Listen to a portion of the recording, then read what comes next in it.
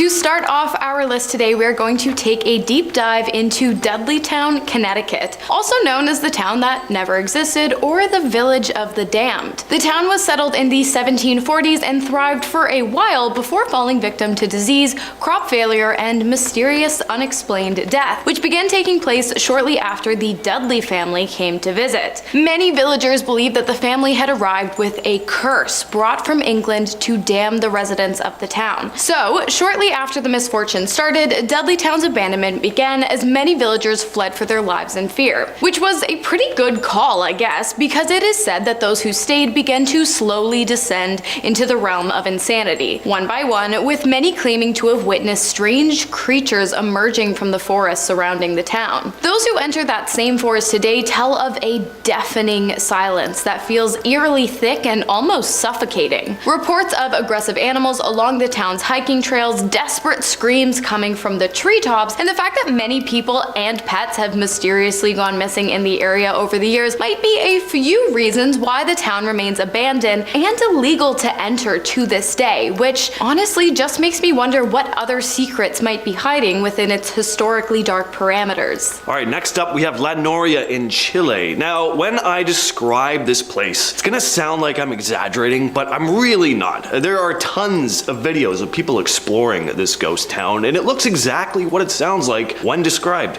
An incredibly creepy abandoned town with bones, some human, a lot human, scattered around the place. Open coffins, crosses everywhere. It's really quite the vibe. This place sits in the Atacama Desert. It was once a bustling mining town, but when the mines dried up, the people started new lives, but their dead were left behind. And as the years went on, people would come to this place and loot it. Even coffins would be opened up, and items like jewelry they'd been buried with would be stolen. So tons of graves now sit out in the open with the bones of the dead still sitting inside of them. So it probably comes as no surprise that people will claim to see some unexplained things going on here, especially at night. Shadowy figures, or even just full-bodied apparitions. And of course, the haunting sounds of the angered spirits are said to echo through the night as well. Alrighty, next up we have an ancient town with some pretty sadistic sacrificial rituals. Well, not so much a town as a temple in a town, specifically the Moch Temple located in the northwest of Peru. The temple thrived between 100 and 800 AD. The people of the town were known for producing sophisticated goods for their time, including hand-painted pottery made from molds. They also were incredibly advanced when it came to goldworking, monument construction, and city planning. While at one time the town was well known for their advancements, including their incredibly efficient irrigation systems, in 1995 they became known for something a bit different. You see, archaeologists discovered a huge sacrificial gravesite near the temple filled with the bodies of male sacrificial victims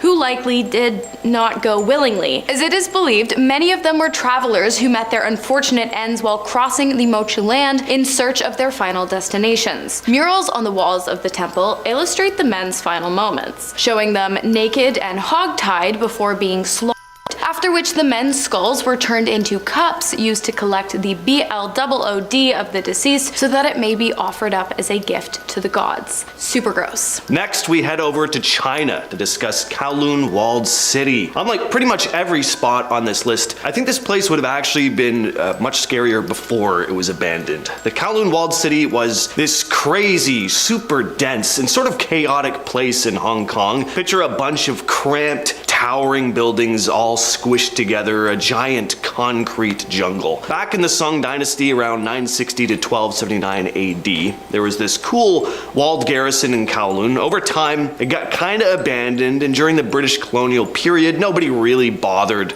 about it. People just started building random structures within its walls. Fast forward to the 20th century, and it turned into this insane, unplanned mega city within a city. The buildings were like a tangled mess of staircases, pipes, and wires. It became famous for being overcrowded, and it was also basically lawless. The only ones really governing the place were the triads. It was tons of crime, and it was very dark. Because of how dense the place was, it was hard for natural light to even reach the lower levels of the city, so people had to go to the roofs of their buildings buildings to get any light. Eventually, in the 90s, the Hong Kong government decided the place needed to go, and demolition began in March of 1993. Today, though, some of the ruins still remain. Next up, we've got the Bangar Fort, located in Rajasthan, India. The small town was built in the 17th century by an emperor named Madho Singh as a testament of love to his son Man Singh. At its peak, the town was home to over 10,000 people. Today, living in the town is prohibited. And while tourists and locals may visit the ruins during the day, they are strictly banned from entering the area before sunrise and after sunset. And this is because of the fact that since Bangar Fort's re-establishment as an unaltered landmark in the 21st century, people who have entered the premises during these times have often heard or seen dark spirits. And those who have gone into the forts have either turned up dead or just not turned up at all. Because of this, each night before the sun sets, the forts and the grounds are evacuated, locked, and guarded. This is also why the area has earned the title of most haunted place in India. Many believe the haunting is due to a curse placed on the town during its peak by hermit Baba Balu, who was living in the area at the time. Shortly after he declared his curse, a devastating earthquake hit the town, causing its people, along with the people from 83 surrounding villages, to vanish overnight. Next on the list is Poveglia Island in Italy. This place has a rather ominous nickname, Ghost Island, and that's not just because nobody lives there. This island is basically a mix of a former hospital and a big giant graveyard. So back in the day, during the bubonic plague in the 1700s, which was a very fun time, they used Poveglia as a quarantine spot. It was the place you'd get dumped when you were really sick. And then later on, they built a mental hospital there. So it went from a plague quarantine spot, pretty dark already, to a place where even more horrible things happened because mental hospitals were never pleasant and the inmates were never treated well. The hospital eventually closed in the 60s, and the island's been abandoned ever since. So many people died on this island that half of the soil is apparently made up of their remains, which is just wild. Today, the island is completely off limits because for some reason, people need to be told not to go to a place like this. Next up, we've got Kuldhara, yet another town in Rajasthan, India, with a pretty sordid past. It is said that around 300 years ago, Kuldhara was quite a prosperous village where townsfolk lived happily and, despite the area's dry agriculture, were able to grow incredibly abundant crops throughout the years. It wasn't until the arrival of a debaucherous Prime Minister, Salem Singh, that things started to go downhill. When Salem arrived in the town, he set his sights on a beautiful young woman. He claimed he would marry her by any means necessary, including force. He warned the villagers that any attempt to protect the girl and thwart the marriage would result in grave consequences for their lands. And so, the villagers basically said screw it. The entire population of the town, including the young woman that Salem had hoped to marry, left Kuldhara, but not before they put a dark curse on its barren lands, ensuring that Salem would never be able to reap the ill-earned rewards of what the villagers had sown. To this date, the small town of Kuldhara remains abandoned, in almost the same state it had been left in so many years ago, minus the fruitful harvests, of course. Those who have visited the ancient grounds have told of dark forces that they feel are determined to protect the uninhabitable status of the area as per the villagers' curse, which had been designed so that no one would ever be able to settle in the area again. Next on the list, we have the largest contaminated site in the southern hemisphere, Wittenoom, in western Australia. This town was surrounded by asbestos mines. There were rich asbestos deposits in the surrounding hills, and back in the day, asbestos was in high demand, being used in construction as a fire resistant and for insulation. So the town grew pretty rapidly as miners and their families settled in the area. Wittenoom was a bumping community. There were schools, shops, a movie theater, but as the years went on and concerns about the health risks associated with asbestos exposure began to be a thing, it became pretty obvious that people were living in a death trap. By the 60s and 70s, the health hazards of asbestos became a well-known thing and the demand for it really dried up. The Wittenoom mine closed in 1966, which had pretty much been the sole source of income for the town. And on top of that, the negative health effects were starting to become pretty apparent. By the 2000s, the town had officially been shut down and only a handful of holdouts remained. But as of 2022, there's no one left.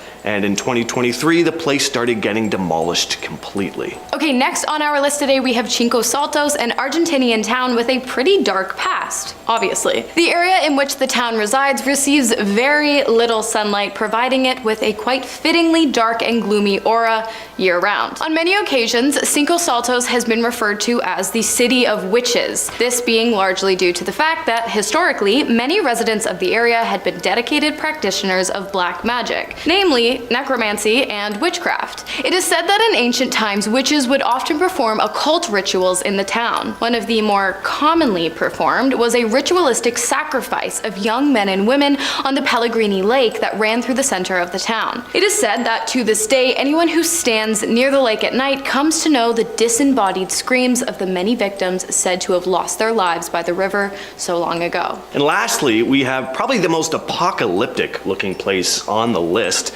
Centralia in Pennsylvania. The town's streets are cracked and smoke constantly rises from the ground. It's hard to believe this place actually exists. It looks like a set from The Walking Dead, but that's because a coal mine fire has been burning beneath the town since 1962. The story begins with a landfill fire, but that was intentionally ignited near an abandoned coal mine entrance. Unfortunately, the fire unexpectedly spread to the coal mines beneath the town, creating a continuous underground blaze that just hasn't stopped, and this has caused some problems, primarily all the sinkholes. Imagine a sinkhole opening up with fire spewing out of it, like you'd think you were literally being dragged into hell. So yeah, people don't live here anymore, shocker. Most of the buildings have now been demolished. In the 80s, the US government allocated funds to relocate the remaining residents, and the local zip code was discontinued. Alright, we're starting off the list with Inunaki Village. If you want a truly evil town, this is it. Inunaki is said to be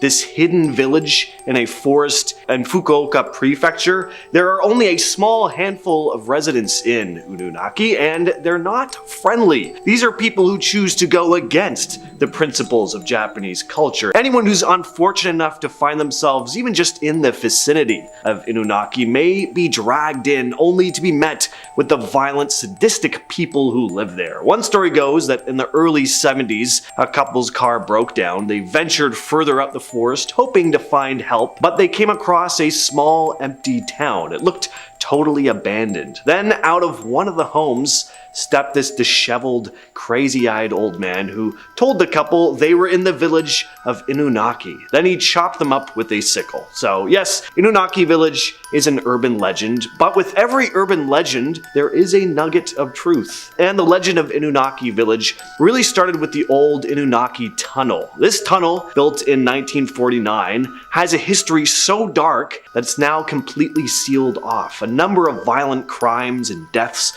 have happened at the tunnel, to the point where stories began to spread that there was this evil village beyond it. And even though it's all sealed off now, there are also plenty of stories of the place being very, very haunted. Tucked away and forgotten by time, Iwo Middlegate has quite the story to tell, straddling a line between a grim past and its very current eerie persona. A spot that once echoed with the despair of World War II concentration camps has now transformed into this intriguing, albeit slightly spooky, abandoned site. Located in a US Navy housing area campground in Zushi City, the middle gate to this campground is said to have been a Japanese ammunition depot, but also a place where prisoners of war were held and executed or worked to death.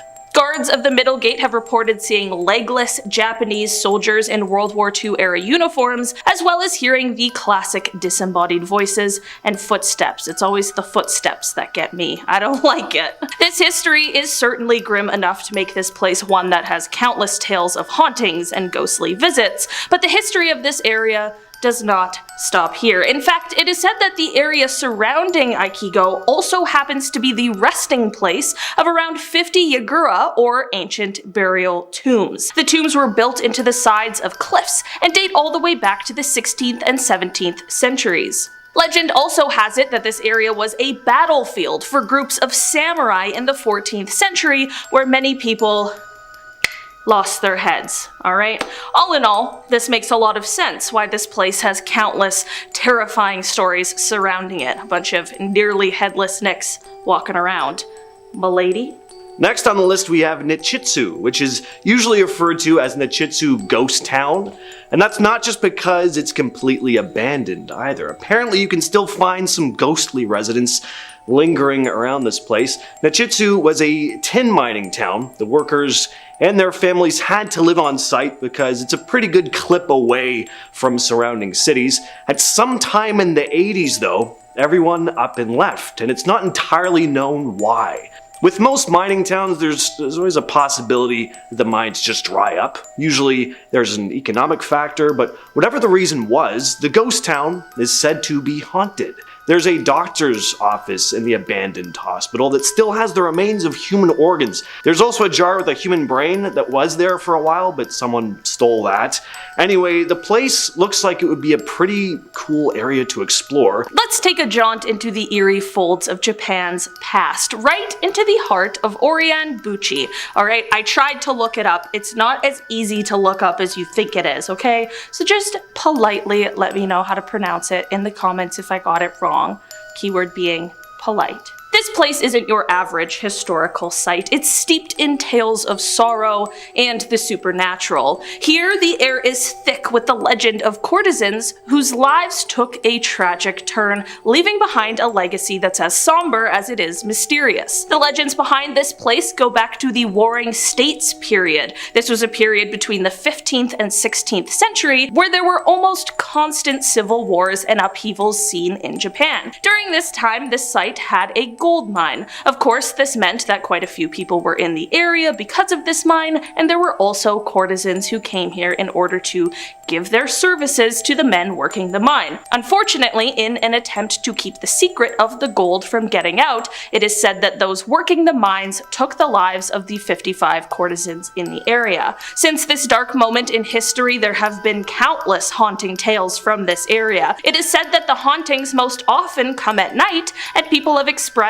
hearing mostly the screams and cries of the women who are said to haunt the area.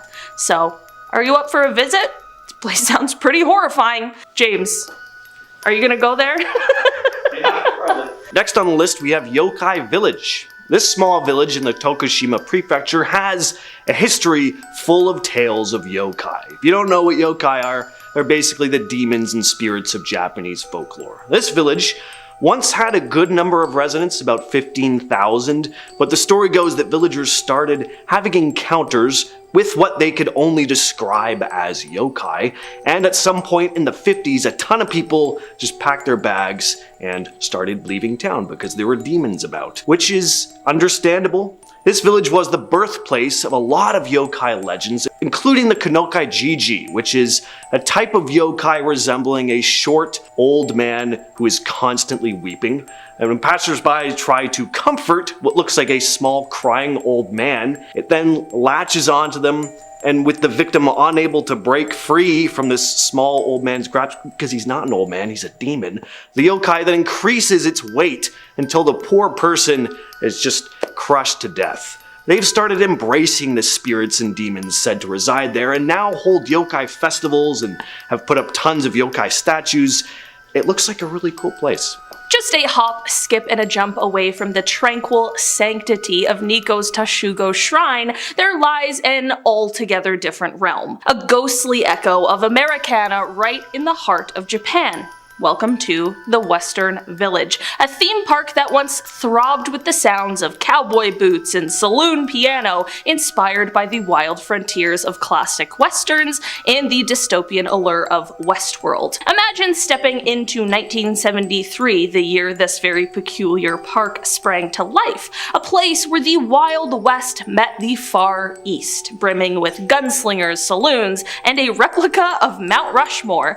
But fast forward to 2007 and the tumbleweeds began to roll. The park closed its doors, leaving behind a tableau frozen in time, an eerie tableau that whispers tales of yesteryear to those who dare to visit. Today, the Western Village stands as a hauntingly beautiful paradox, a place where time seems to stand still amidst the decay. Urban explorers, those modern-day adventurers, flock here, drawn by the irresistible allure of its desolation and the uncanny presence of its robotic inhabitants. And we're heading back to Tokushima Prefecture once again to discuss Nagaro.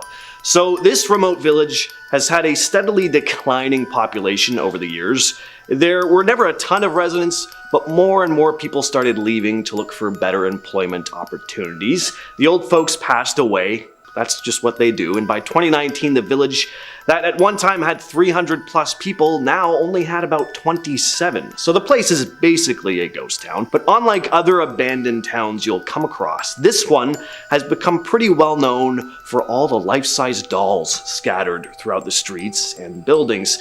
Tsukimi Ayano, a woman who had left the village when she was young and then came back about 20 years ago to care for her father, decided she wanted to make the place feel more lively, so she started creating all these dolls, and today there are over 350 dolls placed throughout the village. Definitely gives the place a strange vibe. On one hand, there's this tranquil beauty to it, just quiet and pleasant, but on the other hand, there is an underlying sadness about it, kind of like in I Am Legend, where Will Smith puts up a bunch of mannequins and he starts yelling at them because they won't respond to him.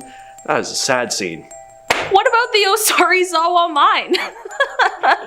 Tucked away in the verdant depths of the Akita prefecture lies this ghostly vestige of industrial ambition. Once a thriving hub of copper extraction, this mine's veins pulsed with the lifeblood of progress until the mid-20th century. Yet, all mines have their final days, and for Osarizawa, the echoes of activity have long since faded into an eerie silence. Now, imagine wandering through the abandoned town that once buzzed with the hopes and hard work of its inhabitants. Streets where laughter and chatter once filled the air are now corridors of quiet, bordered by the crumbling relics of homes and communal spaces. There's the desolate school, standing forlorn, its empty classrooms whispering tales of generations who learned and played within its walls, now surrendered to the relentless march of nature. But it's not just about what's gone, it's about what's left behind. The mine and its ghost town are shrouded in mystery that tugs at the curious and the brave. What stories are etched into the fading walls? What secrets do these silent shafts hold? Next on the list is Nara Dreamland. Now, unfortunately, this place has now been demolished, but for a long time it sat completely abandoned, and urban explorers would share some rather creepy stories about the place, but I'll get to that in a minute. So Nara Dreamland was a theme park in Nara, the capital city of Nara Prefecture. It opened in 1961 and was around for years before finally closing in 2006. It couldn't afford to stay open because of low attendance. The place was huge, pretty much the size of a small village, and it just sat there out of use for like 10 years. There's something I find so especially eerie and sad about abandoned theme parks. I mean, these are places that are literally built to be filled with people. Everything is made to be an overload to the senses. Larger than life cartoony statues are all over the place. The signs are all vibrant and colorful. You're supposed to walk through a theme park hearing laughter and screaming and the sounds of large rides zipping along the tracks. So when these places are empty and worn down, left for nature to slowly creep in and reclaim them, it's just the polar opposite of what the place was originally intended for, and I think that just unsettles us. And it doesn't help that urban explorers would claim to hear strange sounds near the park's boats or see strange shadowy figures poking out of corners. Dive with me into the eerie silence of Yodo Harbor, where whispers of the past mingle with the murmurs of rebuilding. A once thriving port bustling with life, suddenly silenced by nature's wrath in 2011. The Tohoku earthquake and tsunami didn't just shake the ground, they shook the very soul of this place, leaving behind a ghost town where echoes of lost lives linger in the air. Now, when you stroll through Yodo Harbor, you're walking a tightrope between two worlds, the tangible buzz of reconstruction and the shadowy quiet of areas frozen in time. These neglected corners, untouched and forsaken, aren't just empty. They're charged with the stories of what was. It's as if the town itself is caught in a haunting limbo, struggling to whisper its secrets to those who dare to listen. So, if you're drawn to places where history and and mystery intertwine, where every stone and silent building might hold a hidden narrative, then Yodo Harbor beckons. It's a testament to the unpredictable nature of creation and destruction, and a haunting reminder that even in our absence, stories endure, waiting to be unearthed. Starting off this list today, we have Armero Colombia. The story behind this town is a 20th century tragedy that serves as a reminder of the dangers of volcanoes. It's 1985 and Colombia's Nevado del Ruiz, a seemingly peaceful snow-capped volcano, decides that it's showtime. But this isn't your average volcanic eruption with just lava and ash. Oh no, this volcano went all out. The heat from the eruption melted the mountain's glaciers, creating a monstrous lahar, a deadly cocktail of water, mud, rocks, and other debris. Basically, nature's own concrete flood. This wasn't a slow-moving disaster movie scene where you can just run to higher ground. This lahar traveled with the speed and force of a freight train. Now, imagine the town of Armero situated in a valley below this ticking time bomb. Most people were caught off guard as the magnitude of the threat wasn't fully understood or communicated. So when the lahar hit, it was like a scene from a nightmare, obliterating everything in its path and leaving little time for escape. Homes, buildings, and lives were swept away in just moments. Over 25,000 people lost their lives in what would be remembered as one of the deadliest volcanic disasters in the 20th century. This tragic event was a wake-up call on the importance of volcanic monitoring and emergency preparedness, and it just went to show the true power of nature and how crucial it is to respect and understand the warning signs that it gives us. Alright, next up on our list today we have Dhanushkodi. Nestled in the southernmost tip of India, this town was not just any town, it was a bustling port,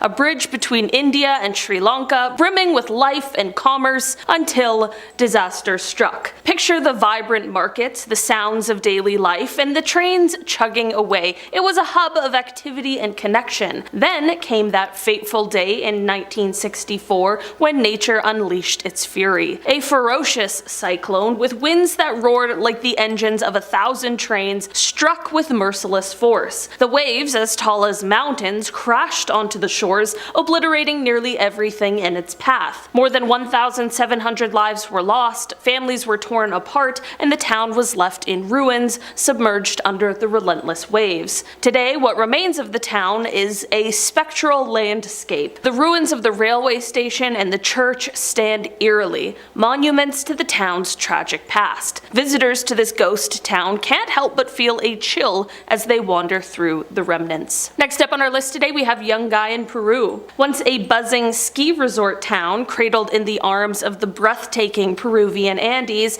this town had no idea what was in store for it. It was the kind of place that postcards are made of, with tourists flocking to enjoy its winter sports and local charm. But in 1970, Mother Nature had a catastrophic twist in store. A mammoth earthquake struck, its epicenter alarmingly close to the town. The quake was so powerful that it dislodged a massive section of ice and rock from Mount Huascarán, Peru's highest peak, which loomed ominously nearby. Now imagine a colossal wave of ice, rock, and debris hurtling down the mountain at speeds that defy belief, completely ruining everything in its path. This wasn't a scene from a disaster movie, it was a grim reality for Yungay. In just a few harrowing minutes, the town was buried under a thick blanket of destruction, claiming the lives of over 20,000 people in one of the deadliest avalanches in history. Today, the original site of Yungay stands as a ghostly memorial to that fateful day, largely untouched except for by time and the elements. Visitors to the area can still see the remnants poking through the earth. A new Yungay has risen a few kilometers away, striving to move forward while honoring the memory of the past. Next up on our list today we have Dollach in Austria. Nestled in the picturesque landscapes of Austria, Dollach is a village steeped in history, with its origins tracing back to the year 1143. Imagine walking through a place where every stone and corner has a story dating back almost 9 centuries. But Dollach's serene beauty hides a tumultuous past. During the grip of the bad guys regime during World War II, the village's tranquility was shattered as residents were compelled to leave their homes, their familiar life turned upside down to make way for a military training ground. After World War II, the village didn't resume its former bustle and charm. It remained uninhabited, a ghost of its past self. Yet the echoes of history linger. Today, visitors to Dollarsheim can explore the remnants of what once was. A church that stood witness to centuries of change, a town square that once buzzed with daily life, and a graveyard where the village's ancestors rest, perhaps still holding on to their stories. Next up on our list today, we have Kadykchan in Russia. Found in the heart of Russia's vast and frost-bitten far eastern region, Kadykchan tells a story deeply etched in the annals of wartime and post-Soviet history. Initially established during the throes of World War II, the town was birthed through the toil and sweat of prisoners who were put to work in its coal mines. These mines not only fueled the war effort, but also sustained a burgeoning community against the backdrop of harsh and unforgiving landscapes. For decades, Kadykchan thrived on coal extraction, its residents carving out a life amid the extremes. However, the dissolution of the Soviet Union marked the beginning of the end for this isolated settlement. Economic turmoil ensued, leading to the closure of one of its lifeblood coal mines in the early 1990s. The town's fate was sealed in 1996 when a tragic explosion wreaked havoc, causing irreparable damage and leading to a mass exodus. By 2010, Kadykchan had become a ghost town, its abandoned buildings and desolate streets standing as eerie testaments to its very turbulent past. Once home to over 10,000 souls, its population plummeted to zero, leaving behind only memories and the chilling silence of abandonment. Today, Kadykchan exists in a peculiar limbo, captivating the curious and the adventurous who venture to explore its ruins, a contrast to the vibrant life it once nurtured. Next up on our list today, we are heading over to Villa Epicuén in Argentina. Imagine strolling through a place that feels like a scene straight out of a post-apocalyptic movie. Well, welcome to Villa Epicuén in Argentina. This isn't just your average ghost town, it's got a backstory that could rival any thriller. A thriving lakeside resort town buzzing with tourists, laughter, and life, families soaking up the sun, kids splashing in the water, Villa Epicuén was the place to be, especially known for its therapeutic salty waters, much like the Dead Sea. But here's the twist, nature of course had its own plans. Over the decades, the lake began to swell, slowly nibbling away at the town's edges until, in the 1980s, it devoured the whole place, submerging everything under meters of water. The town disappeared, leaving only memories and submerged dreams. Fast forward a few decades and the scene shifts again. The waters recede, almost as mysteriously as they came, revealing the skeleton of Villa Epicuén. Today, it's an astonishing sight. Buildings, trees, and streets all laid bare, encrusted with salt and frozen in time. It's a little bit spooky, incredibly intriguing, and undeniably a one-of-a-kind destination that tells the tale of the relentless passage of time. Next up today, we have Plymouth in Montserrat, a place that once thrummed with life, its streets bustling with the daily hustle and bustle you'd expect from a capital city, and now it stands in stark contrast. A ghost town that is eerily silent, its buildings and streets swallowed by nature's fury. Back in the summer of 1995, the earth rumbled, and Montserrat's Soufrière Hills volcano awoke from its slumber, dramatically altering the town's fate. Ash clouds billowed into the sky and molten lava crept through the streets, prompting a mass exodus. By December, the once vibrant town was left deserted, its 4,000 residents seeking safety elsewhere. Though a few brave souls ventured back, hoping to reclaim their lives, the volcano had other plans. In 1997, another fierce eruption forced even these resilient returnees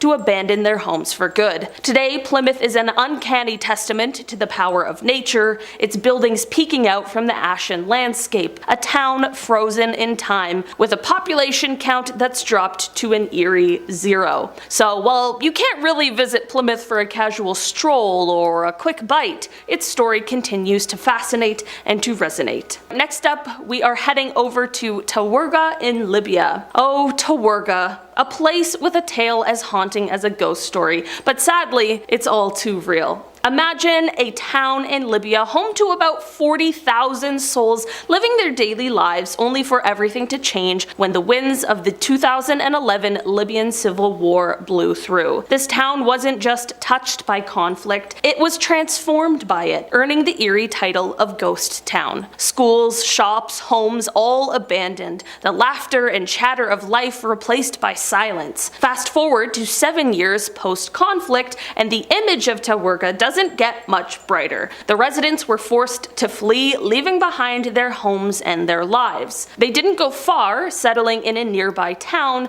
but in a very different setup. Instead of houses, they lived in 250 tents. Despite the conflict and the loss, the spirit of the Tawergha community persisted, their resilience shining through despite the drastic change in their living conditions. Moving on down, we are heading over to Humberstone in Chile. Imagine stepping into Humberstone, a ghost town nestled in the parched Atacama Desert, which feels like wandering onto the set of an old Western film. Once this place was buzzing with around 3,500 folks, all mingling, working, and living their lives around the booming potassium nitrate, or saltpeter, industry. Saltpeter was the gold of its time, as it was a critical ingredient in gunpowder and fertilizers, fueling agriculture and warfare worldwide. From the late 1880s to 1930, this little town was like the Silicon Valley of saltpeter, shipping off heaps of this white gold to places near and far, and playing a crucial role in global economics and even in conflicts. Then, technology advanced. Synthetic alternatives to saltpeter emerged, and just like that, the demand plummeted. The town's heartbeat slowed until it stopped altogether mid-20th century, leaving behind a time capsule in the desert. Now declared a UNESCO World Heritage Site, Humberstone is now an eerie yet fascinating window into the past, showing how communities can rise and fall with the tides of industry and innovation. And finally, rounding out our list today, we have Texola, Oklahoma. Oh, Texola. It's like a postcard from another time sitting quaintly along the iconic Route 66. Now, imagine a place where the echoes of the past are so palpable that you can almost hear the hustle and bustle of its heyday. That's Texola for you. Back in the day, 1930 to be exact, 581 souls called this town home. Fast forward to today and you'll find a drastically smaller, but nonetheless fascinating population of just 35. But why such a drastic drop? Well, Texola's story is intertwined with some major historical events. Cotton was king here until it wasn't, thanks to agricultural decline. Then came the 1-2 punch of the Dust Bowl and the Great Depression, which turned thriving communities into ghost towns across the plains. Despite these hardships, Texola has clung to life, its resilience embodied by landmarks such as the Magnolia service station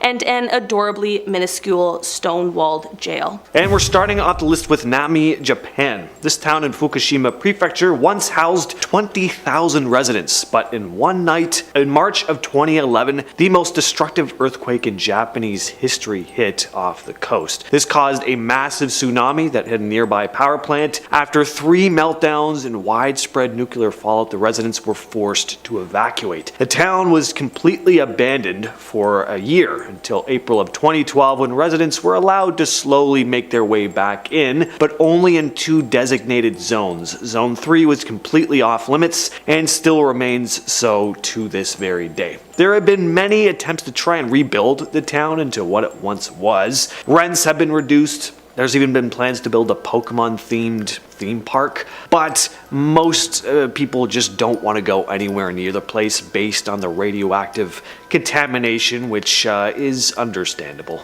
Number 9. Kantubek, Uzbekistan. This abandoned town sits on Vozrozdanya Island and was abandoned in 1992 after the dissolution of the Soviet Union. This town was built to house about 1,500 people. Most of its residents were scientists working at a top-secret USSR biological weapons weapons testing site. This place became an absolute nightmare following a couple, little accidents that left a number of people infected with smallpox. After a field test went wrong, 2 people ended up dying. Then about a year later, 2 fishermen were found dead, likely from the bubonic plague that had leaked out of the testing facility. Then antelopes started keeling over and dying. Dead fish were being hauled out of the sea in big nets. The island became a dumping ground for anthrax in the 80s until the lab was finally closed down, with the town becoming deserted by 1992. Apparently there's plans to turn the area into a national park. I would not go anywhere near this place. In 2002, there was a US-led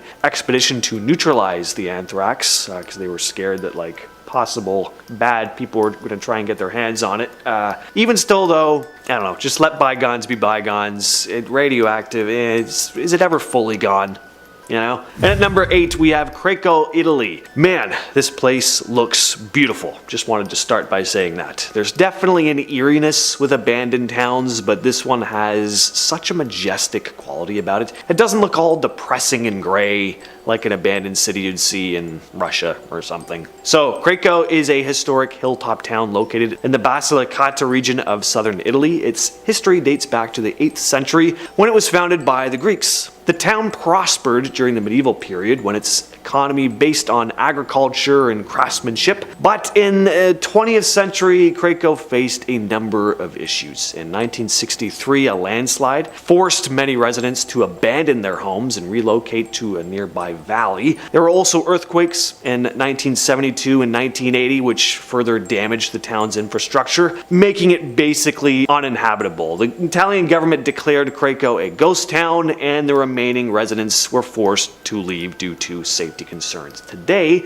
the town stands as this hauntingly beautiful shell of what it once was. The buildings are crumbling, the streets are empty, at least when tourists aren't visiting. The town's also been used for a filming location for a number of movies, most notably Quantum of Solace. Number 6, Pyramiden. Pyramiden in Svalbard, Norway was once a thriving Soviet coal mining settlement established in 1910 by Sweden. It was later sold to the Soviet Union in 1927. The town's name translates to the pyramid in various languages, named after the pyramid-shaped mountain nearby. During its peak, Pyramiden housed a significant population. The town's economy relied heavily on coal mining, and it continued to operate under Soviet management until the early 90s, but in 98, Pyramiden was abruptly abandoned when mining ceased. The residents left behind buildings, possessions, and remnants of this once vibrant community, and today Pyramiden stands frozen in time as a ghost town. And the harsh Arctic climate has preserved the town remarkably well. Buildings remain standing, showcasing this Soviet-era architecture and interiors, and the town's infrastructure, including the swimming pool, school, cultural center,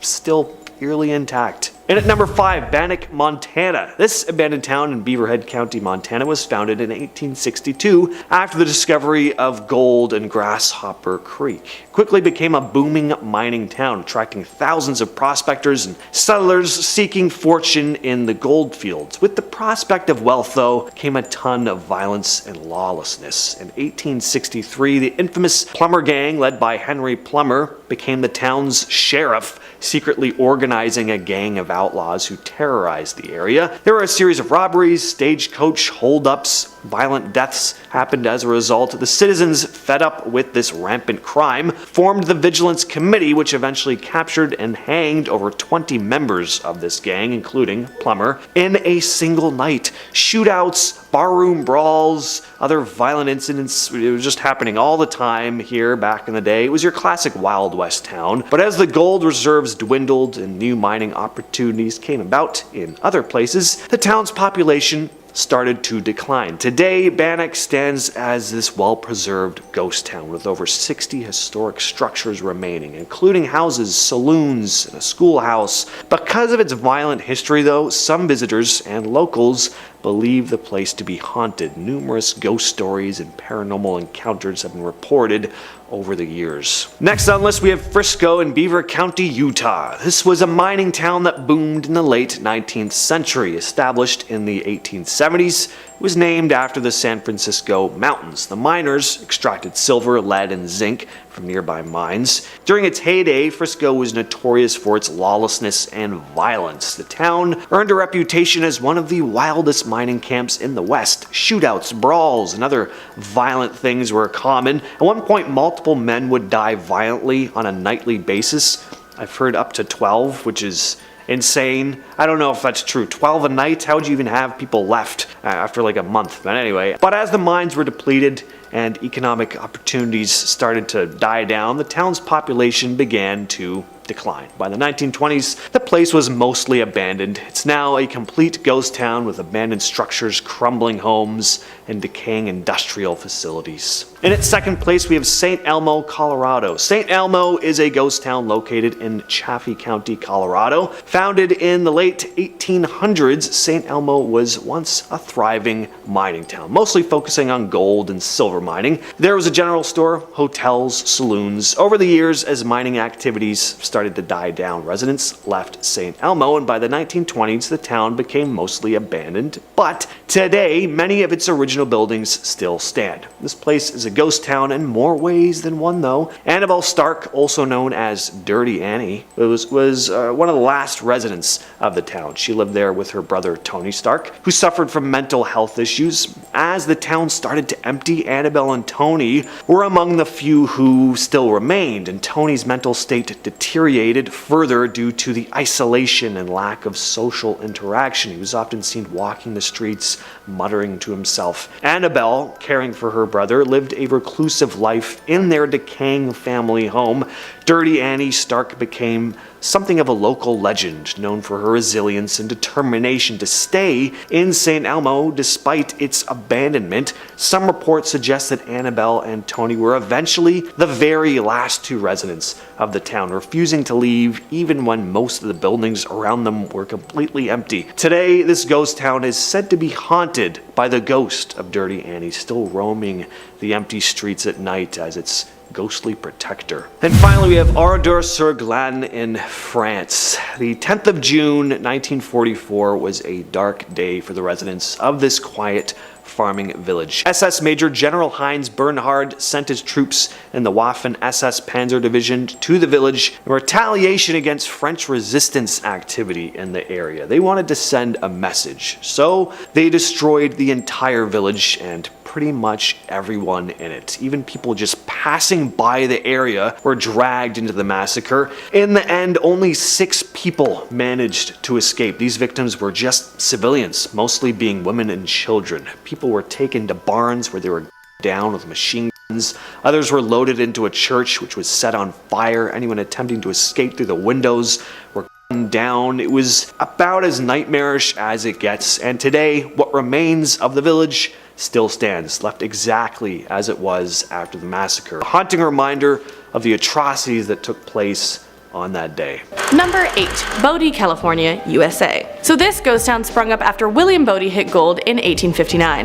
Then from 1877 to 1882, it had more than 10,000 residents and produced over 35 million in gold and silver. Also, at one point, there were reported to be 65 saloons in town, in addition to brothels, gambling halls, and opium dens. Like, it was the Wild West after all, but that's a lot of saloons. But sometimes that mix of money, gold, and alcohol would lead to unexpected fatalities. Newspapers reported that townspeople would ask in the mornings, "Have we a man for breakfast?" I don't know how to do a southern accent. Anyways, that meant, did anyone get killed last night? Because that's just how it was there. But not anymore. Now there are over 200 abandoned wooden buildings in what is Bodie State Historic Park. The buildings are not restored, but preserved. So you can go see a little bit of the Wild West yourself if you want. Number 7. Cerro Gordo, California, USA. So silver was discovered in Buena Vista Peak in 1865. Its discovery brought in miners, but also unsavory characters. At one point, the death rate was 1 person per week. There was no sheriff for miles around, and even the doctor fled the town, scared for his life. Basically, it had a reputation for death. So once Union Mine closed down in 1938, the population also died down. As of right now, there is one resident, Robert de Moraes, who is coincidentally a former miner. He serves as the town's unofficial caretaker. Number 6. Cahaba, Alabama. Cahaba became a ghost town shortly after the Civil War. It was once the capital, but that title was taken away. What is really interesting to me is its ghost, Peague's ghost. In 1862, the story goes that a young couple was out for a walk on a moonlit night. Romantic. As they walked behind Colonel C.C. Peake's house, a glowing ball of white light seemingly just appeared before them. It was just floating on the air. This ball would dart first on one side of the walk and then on the other, and then approach close enough to almost touch them, and then recede and disappear into the shrubbery. And then suddenly it was seen beside them floating again. So they thought the apparition was a trick or something fancy, maybe caused by the same peculiar phase of moon shadows, something like that. So they turned to retrace their steps, and then it happened again and appeared in front of them. Went through the same thing. So at this point, the man and his lady determined to test the materiality of the object, but then he tried to grab it, and then it darted just beyond his reach, disappeared, saw not again. Other people have seen it, and the glowing light, will-o-wisp, or whatever it was, from then on was known as Peake's ghost. Number 5. Kennecott, Alaska, USA. Up and to the left in Alaska is Kennecott. It was once a thriving 20th century copper mining town, and it is now desolate. From 1911 to 1938, Kennecott employed as many as 300 people in the mill town and 300 in the mines. It processed nearly $200 million worth of copper, but once the copper tapped out, the company that established the town quickly withdrew from the settlement. Kennecott Copper Corporation left abruptly and left behind their equipment, buildings, and belongings. So now the National Park Service and tour operators offer guided access to several historic buildings, including the 14-story concentration mill.